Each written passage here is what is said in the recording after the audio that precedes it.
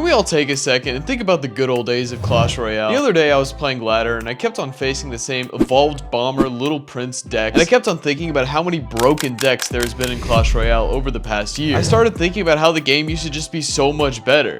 There used to be broken cards, don't get me wrong, but they seem to get fixed much quicker than they do nowadays. For those of you guys that are new to Clash Royale, you didn't get the enjoyment of the 2016 to 2017 Clash Royale that we all know and love as players that have played since the beginning of the game. So today we're going to take a trip down memory lane and talk about 8 decks that only Clash Royale OGs remember. The first deck we're going to talk about is Goen. Goen was the first meta deck inside of Clash Royale. It consisted of giant poison.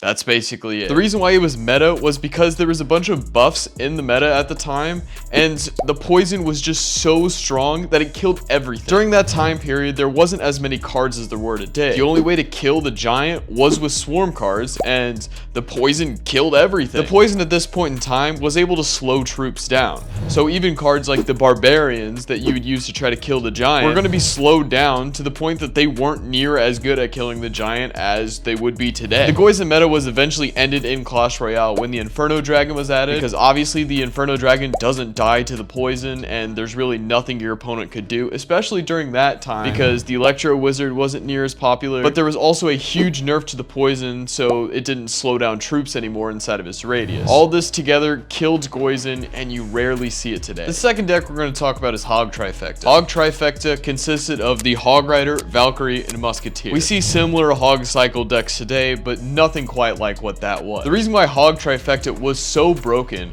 was because the elixir pump was insane at that point in time. There were multiple versions of the deck. You saw it mostly ran with poison. Like I said with Goen, poison was insanely broken during this time period.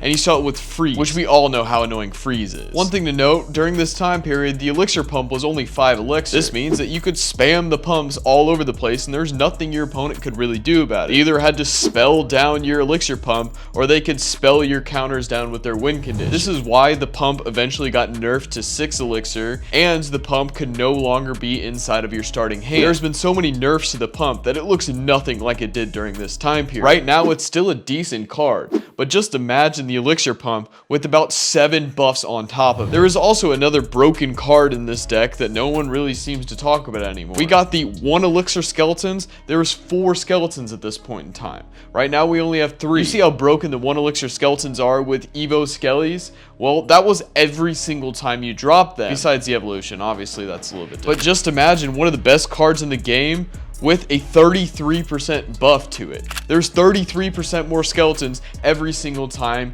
you cycle back to. Really, there's still some cycle decks around today that haven't changed that much since this point. They no longer use the pump, and usually they use fireball instead of poison nowadays. That just shows how strong Hog Rider cycle decks have been since the beginning of Clash Royale. The third deck we're going to talk about is Jason's deck. Jason's deck was one of the first decks inside of Clash Royale. It was used by Jason in the first King's Cup, and he just absolutely destroyed everybody. It has both the giant and Hog Rider inside of it. It has the minion horde, barbarians. It just has all these weird cards in it. It looks like your average mid-ladder deck today, but Jason knew how to use it to perfection. If you watch the first King's Cup, he just ran everybody over. In the championship match, it was a best of 5 match, and he won 3-0 while only losing 1 tower. But even in the game he lost a tower in, he was dominating the entire time. He just destroyed everyone. The opponents were using 2 buildings to try to stop him, and they still couldn't do it. Like I said in the last deck, the elixir pump was so broken during this time period that running double win condition with barbarians and minion horde wasn't even that big of an issue. It's weird because it felt like those guys during that time period never were out of elixir because they would just pump up and it would be no problem at all. This deck would probably never work today, but it was insanely broken at the beginning of the game. The fourth deck we're going to talk about is Payfecta. Payfecta was a deck that came out right after the first 3 legendaries came out. The Ice Wizard, Princess, and Miner were completely broken when they first came out. The power difference between a regular card and a legendary at this point were completely broken. It was also very, very, very hard to get legendary cards during this time. You basically would jump up and down, cheer, cry, go tell your mom every time you pulled a legendary card out of a chest. It was pretty much played like an average minor control deck today, but it was weird and it was insanely strong strong just because of how strong those legendary cards were. The fifth deck we're going to talk about is Pekka double prints. Nowadays, you still see Goblin Giant double prints, you still see Giant double prints, but you really don't see Pekka double prints anymore. Pekka double prints would get absolutely destroyed today because there's so many swarmy cards, there's so many swarmy decks, but back then there really wasn't that much. Also, the poison was once again really strong during this time period, so swarms weren't near as prevalent. Pekka double prints was basically unstoppable because all you had to do was put your Pekka down, put both of your princes down with a couple of pumps in the back, and there was no way for your opponent to stop it. The best way to try to defend it was to split up the princes and the Pekkas, but once they got all three of those things into one lane, you're done. You're toast. Like I said, today you see Giant double prints and Goblin Giant double prints, but it's played a little bit differently. You play those more like your average Giants and your Goblin Giant decks. You aren't just relying on big push potential. Back then, you didn't defend as much with your Dark Prince like you would today. Mostly back then, you were just trying to put it with your Pekka, you were trying to put it with your Prince to take down towers. The Pekka was also much more broken back then than it is today. Back then, the Pekka was damn near every single game. Pekka double prints was insanely strong. The sixth deck we're going to talk about is Three Musketeer heal spell. After the heal spell was added to Clash Royale, it was kind of a surprise to most Clash Royale players. Supercell said for years that the heal spell would never be added to Clash Royale, but once they added it, people started to notice that there was going to be some serious issues. The heal spell basically rendered the fireball and poison useless to Musketeers. This was because as soon as they fireballed, since it doesn't kill the Musketeers, you could just heal them right back up. You get a +2 elixir trade, and it was very difficult to kill the Musketeers at this point. So if you just split your Musketeers, they fireball or poison the 2 side, and then you heal them back up, you got a +2 trade, and their #1 counter to your 3 Musketeers was dead. This meant that 3 Musketeers heal with like Battle Ram just completely destroyed everybody in this meta. I ran this and I won so many games just because I was playing the most no-skill deck of all time. The heal spell wouldn't only heal your Musketeers though. You had your Battle Ram in there and you had a minion horde that would heal right back up. The arrows during this period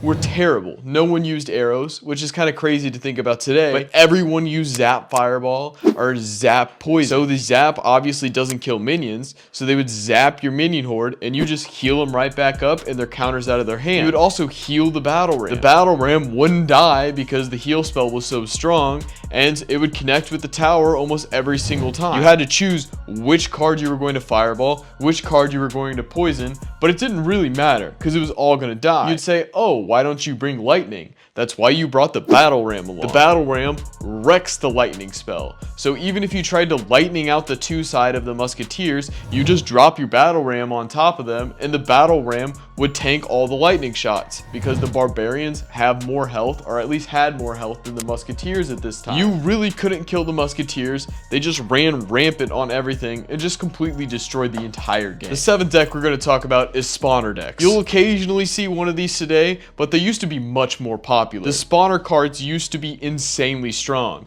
The Barbarian Hut, Goblin Hut, Furnace were all very, very, very good at one point in time. Basically, you would just drop all 3 of these, try to stack as much as you could on one side, and then occasionally throw a tank in front of all the spawners that came in. You would try to spell these down, but you would have so many pumps on the map that they would just keep on putting more spawners, more spawners, more spawners. All these cards eventually got nerfed. Like today, those 3 cards are probably the worst 3 cards in the entire game. But this definitely was not the case towards the beginning of Clash Royale. The most frustrating part about this is these decks literally took no skill. There was no skill involved of getting an elixir advantage with some pumps and then just dropping buildings on your side. This is the deck that made more people quit than any other deck I've ever seen in my entire life. The 8th deck we're going to talk about is Golem 3 Musketeers. This is a deck that you will actually occasionally see today. There's a guy that still runs as a top ladder, but it used to be a somewhat common deck. Just imagine that, a Golem, an 8 elixir card with 3 Musketeers, a 9 elixir card. You obviously had to have pumps, which, like the theme of this entire video, the pump was insanely strong. You keep on pumping, and then eventually you can get a 17 elixir push. It was just very difficult to stop this. I mean, 2 Musketeers with the Golem on one side and a Musketeer on the backside with like an Ice Golem or something. If you ever get into that situation, you are done for. There's nothing you can really do. You know how low skill Golem is today, but it was like 30 times more low skill because you only had 2 cards to put down. Can you put a golem down in the back behind your king tower? And then can you split 3 musketeers in the middle so they would go behind the golem? Well, you can do that. You could be in the top of ladder in 2017. Congratulations. You're very good. Today we have broken mechanics, it's pay to win, and all the other issues. Still love the game, but it's really nice to look back occasionally and see what this game used to be.